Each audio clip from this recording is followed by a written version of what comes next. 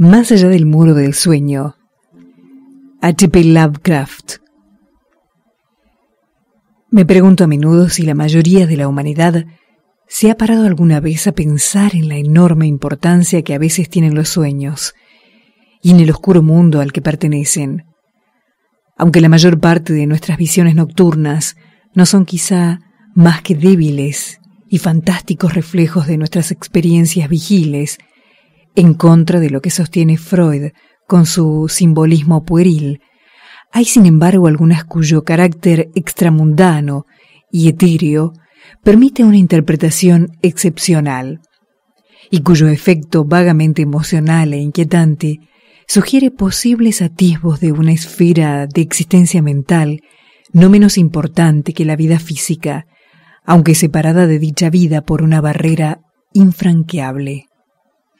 Según mi experiencia, no cabe duda de que el hombre, una vez perdida la conciencia terrena, reside en una vida incorpórea muy distinta de la vida que conocemos, de la que, al despertar, sólo perduran los recuerdos más ligeros y confusos.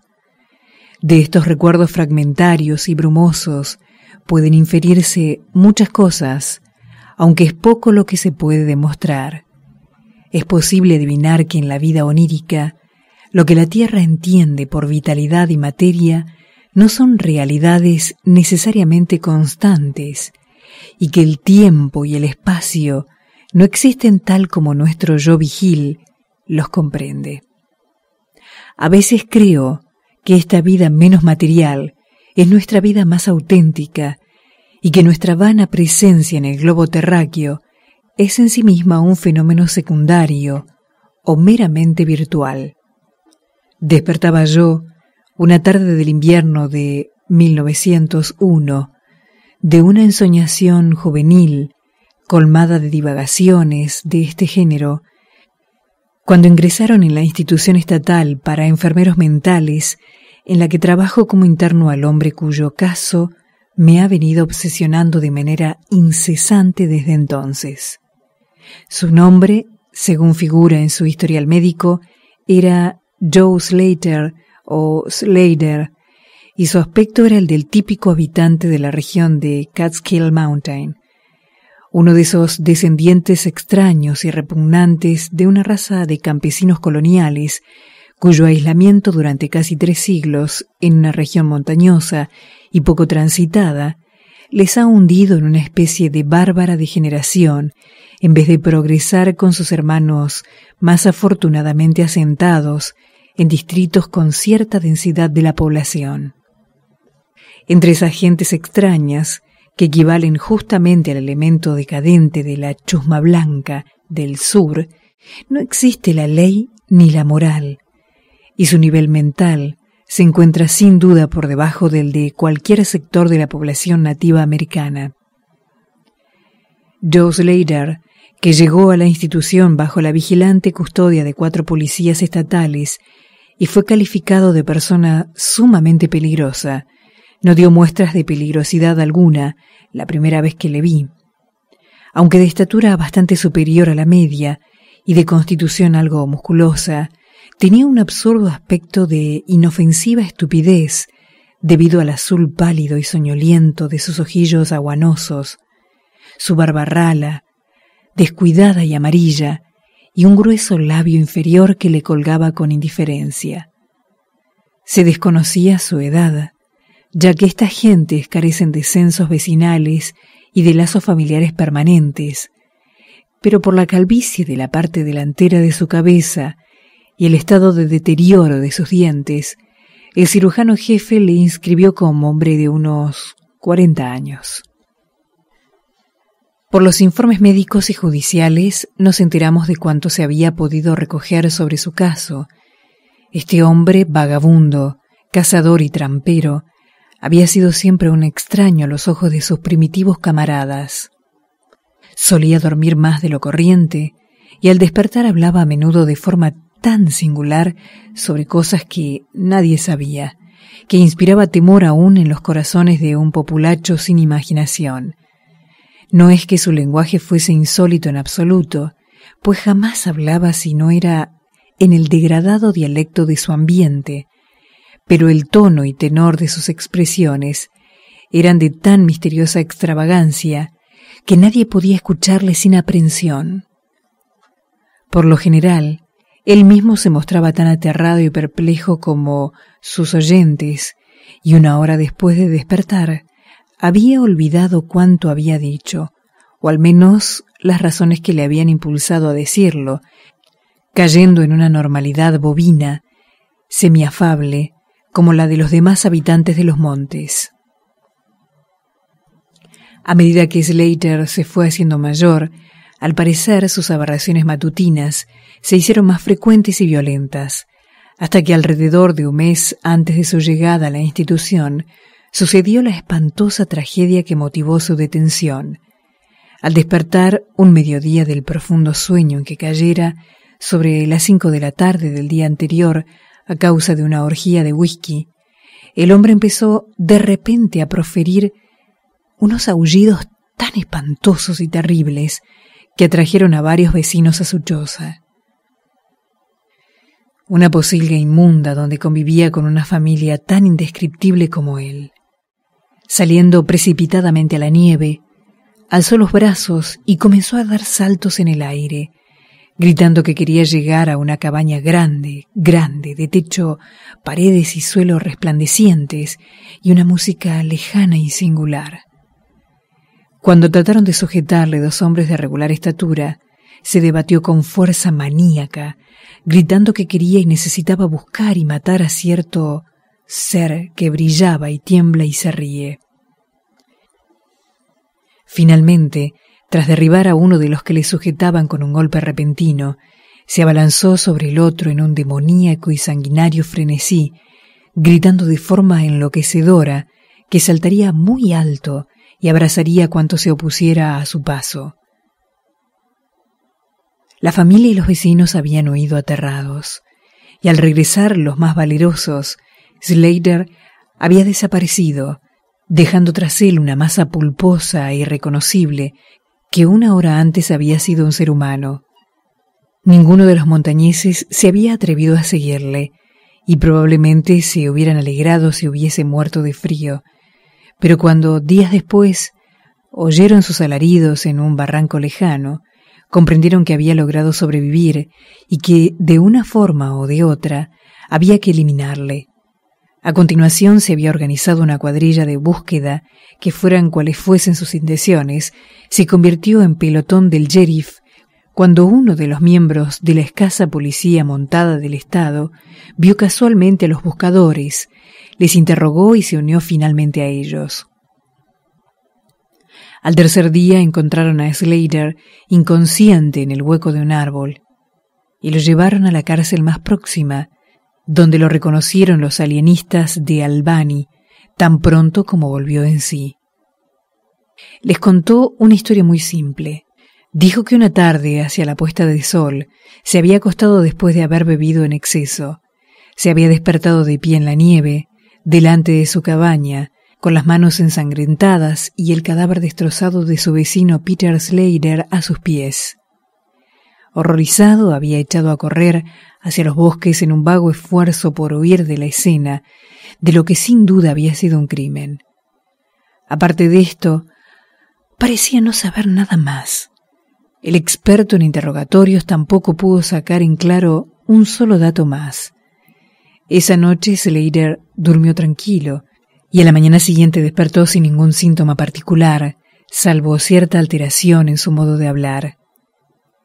El doctor Barnard, que había estado observando al paciente, creyó notar en sus ojos azul pálido cierto brillo especial y una tirantez en sus labios flácidos apenas perceptible, como debida a una determinación inteligente.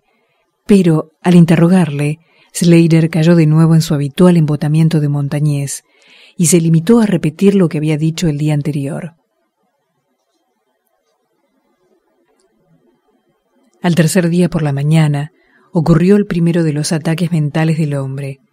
Tras manifestar ciertos síntomas de desasosiego durante el sueño, estalló en un acceso frenético tan tremendo que hicieron falta 4 hombres para ponerle la camisa de fuerza.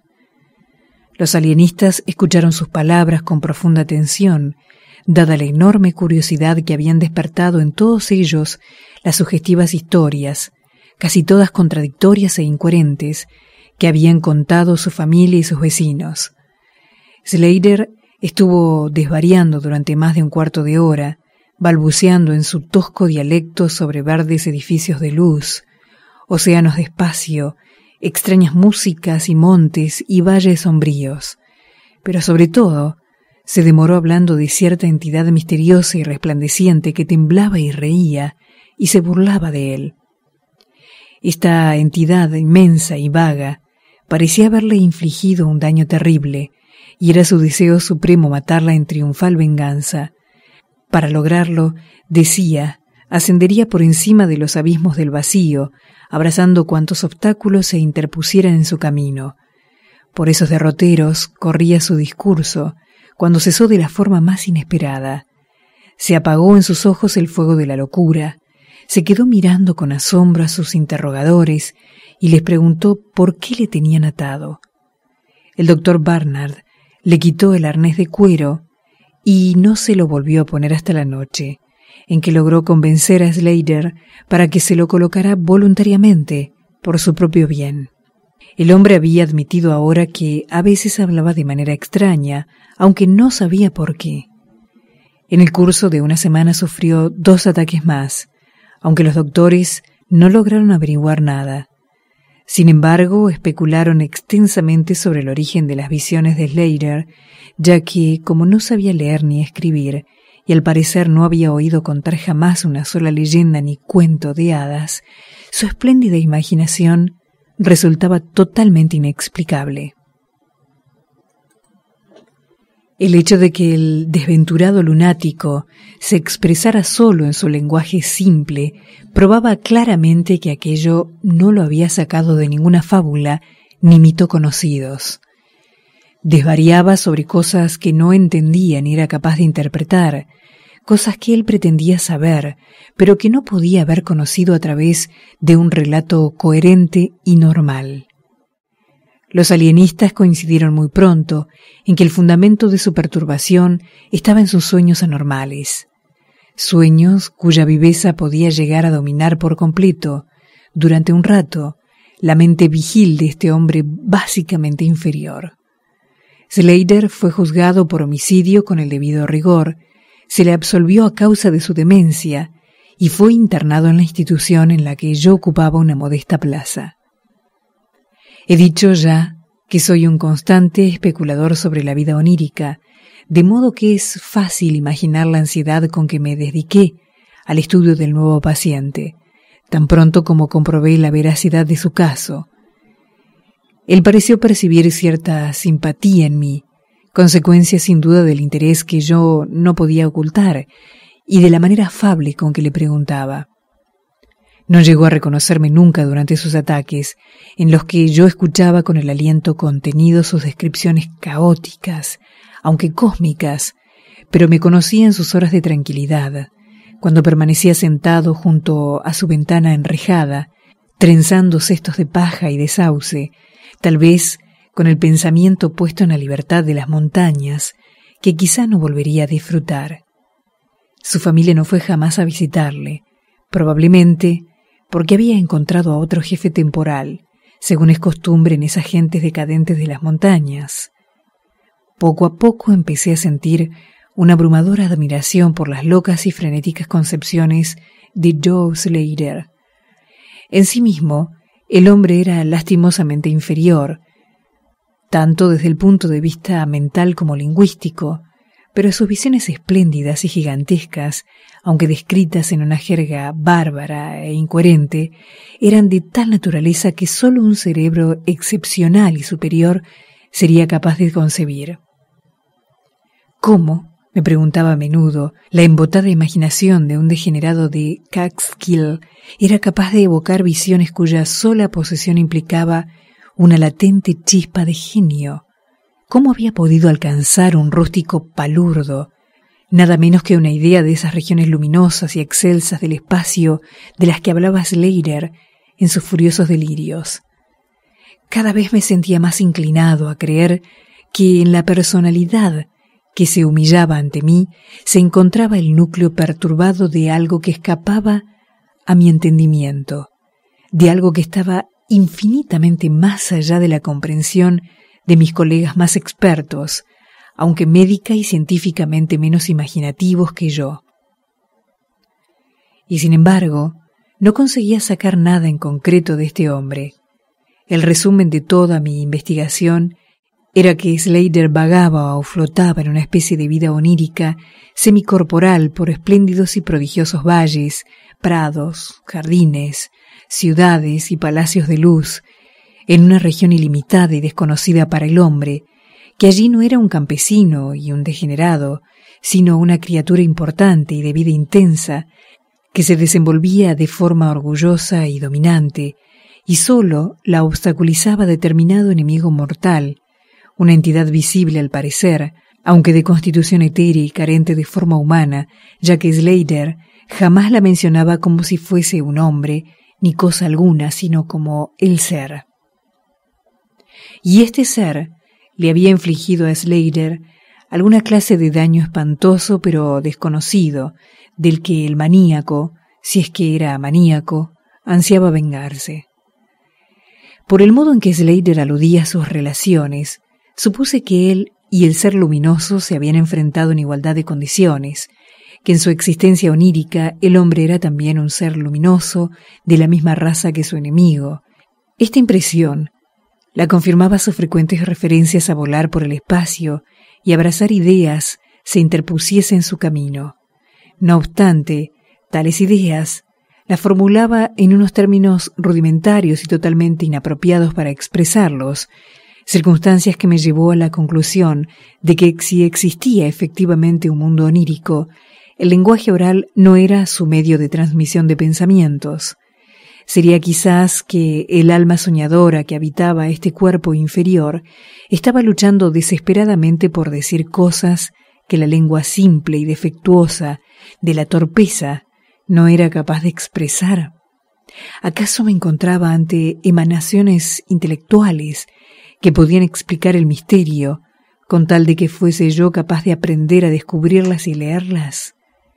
No dije nada de todo esto a los médicos mayores que yo, pues la madurez es escéptica, cínica, y está poco dispuesta a aceptar ideas nuevas.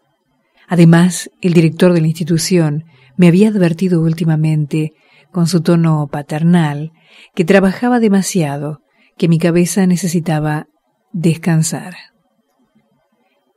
Yo tenía desde hacía tiempo la convicción de que el pensamiento humano está compuesto fundamentalmente de emociones moleculares, capaces de convertirse en ondas o radiaciones de energía como el calor, la luz y la electricidad.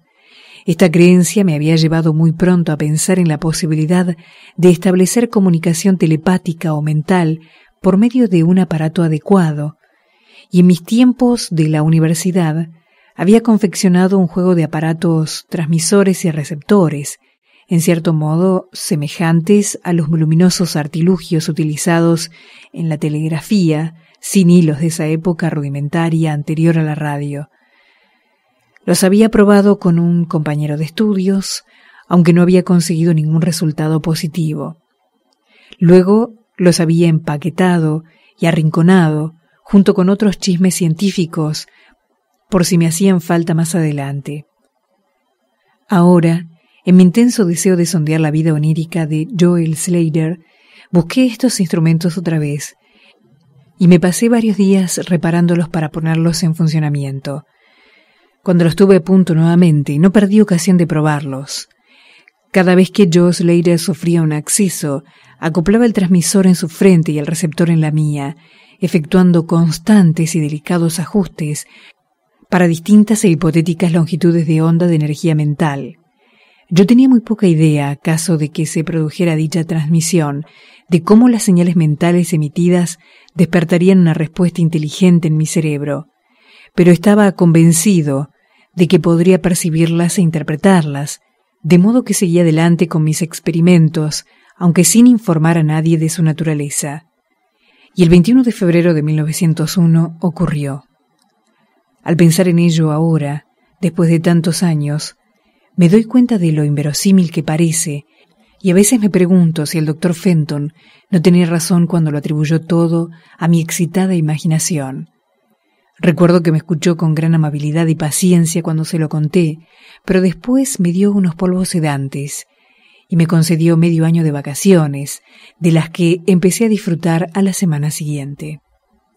Aquella noche fatídica me sentía enormemente inquieto y preocupado, ya que a pesar de los excelentes cuidados que Joe Slater recibía, se moría de manera inequívoca.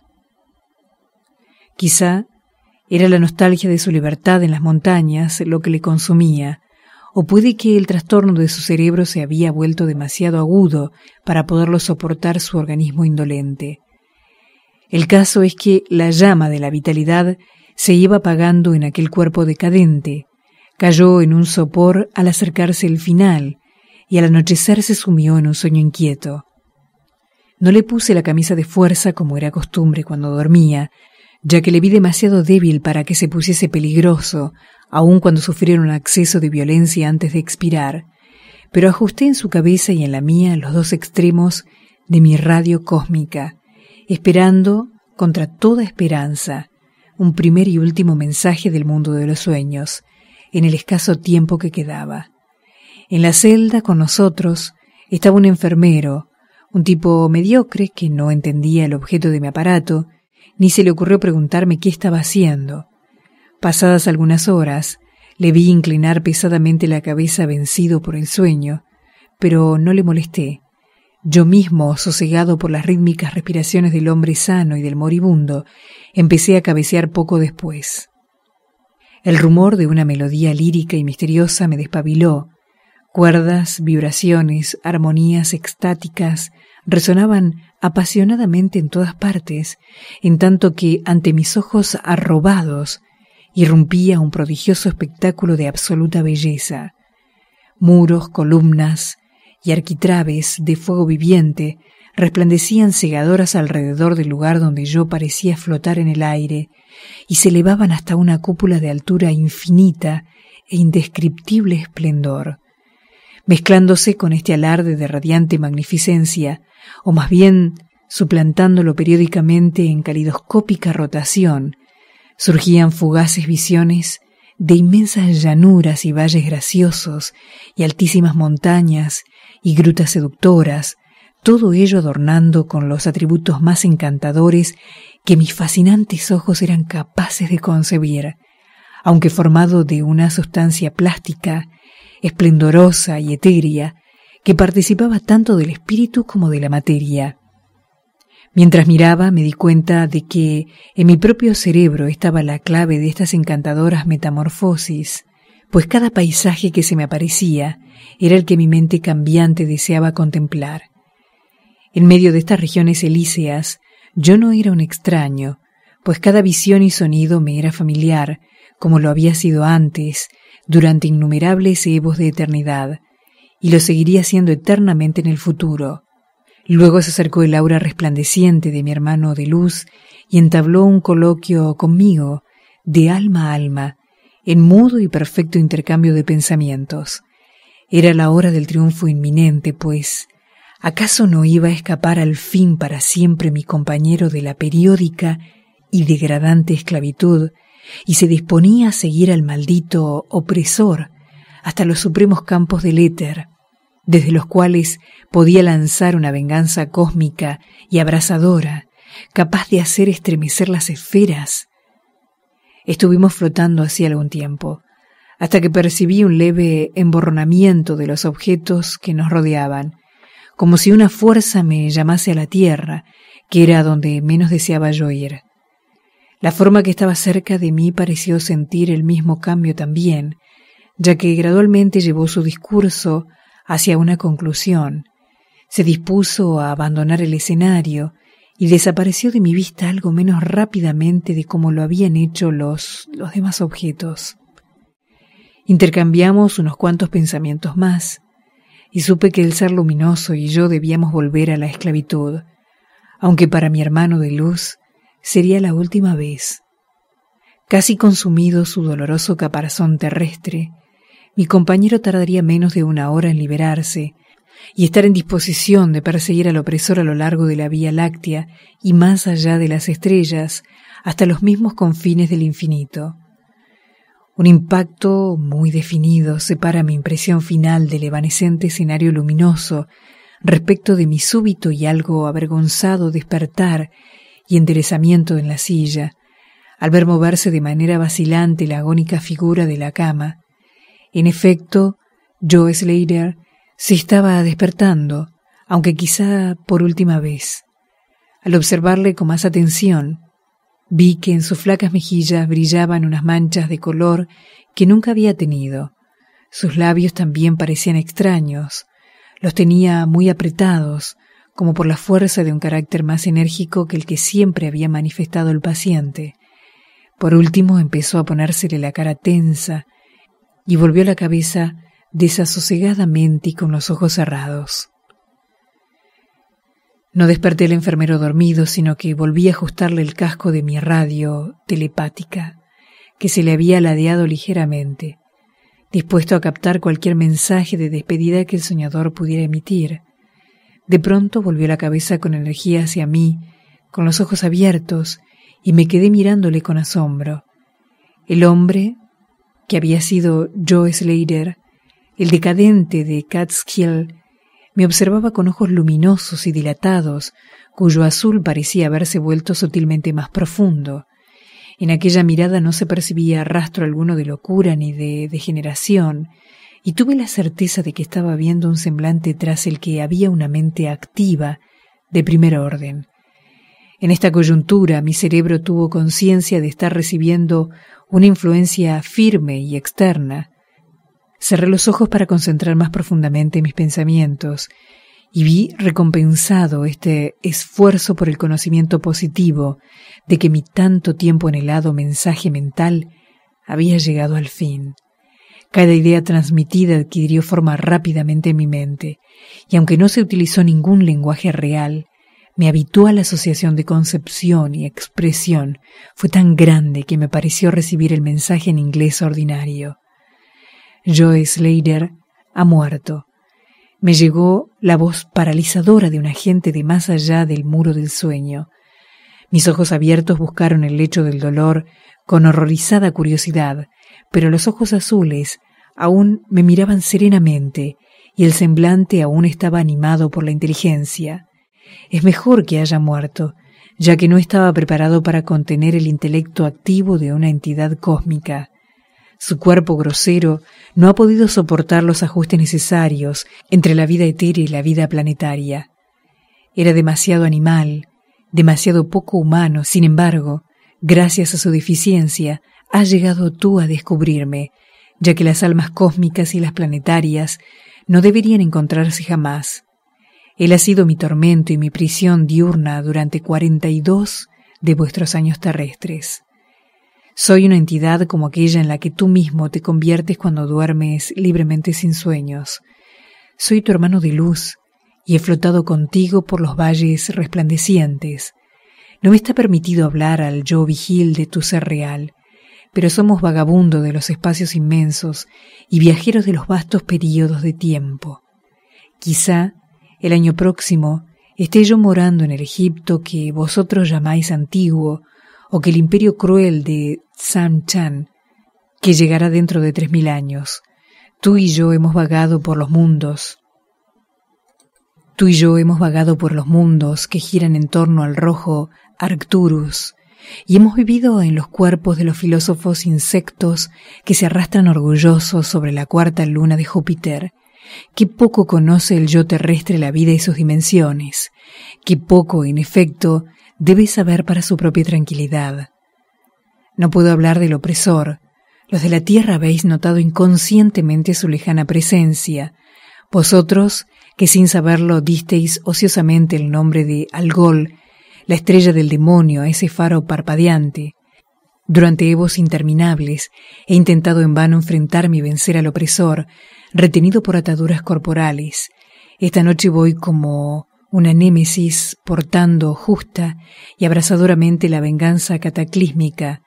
Mírame en el cielo, muy cerca de la estrella del demonio. No puedo seguir hablando, ya que el cuerpo de Joe Slater se está quedando frío y rígido, y el tosco cerebro está dejando de vibrar como yo quiero. Ha sido mi único amigo en este planeta, la única alma que me ha sentido y me ha buscado en la repugnante forma que yace en este lecho. Nos veremos otra vez, quizá en las brillantes brumas de la espada de Orión, quizá en una meseta desolada del Asia prehistórica, quizá en sueños no recordados esta noche, o bajo alguna otra forma en los evos venideros, cuando el sistema solar haya dejado de existir. En ese instante se interrumpieron bruscamente las ondas de pensamiento y los pálidos ojos del soñador, o debo decir, del hombre muerto, comenzaron a vidriarse como los de un pez. Medio estupefacto, me acerqué a la cama y le cogí la muñeca, pero la encontré fría, rígido, sin pulso. Volvieron a palidecer las mejillas y se abrieron los gruesos labios, revelando los dientes repulsivamente corroídos del degenerado Joe Slater. Me sacudió un escalofrío. Eché una manta sobre el rostro espantoso y desperté al enfermero.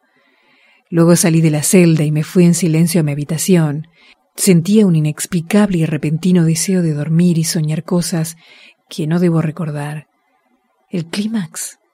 ¿Qué informe puramente científico puede presumir de tal efecto retórico?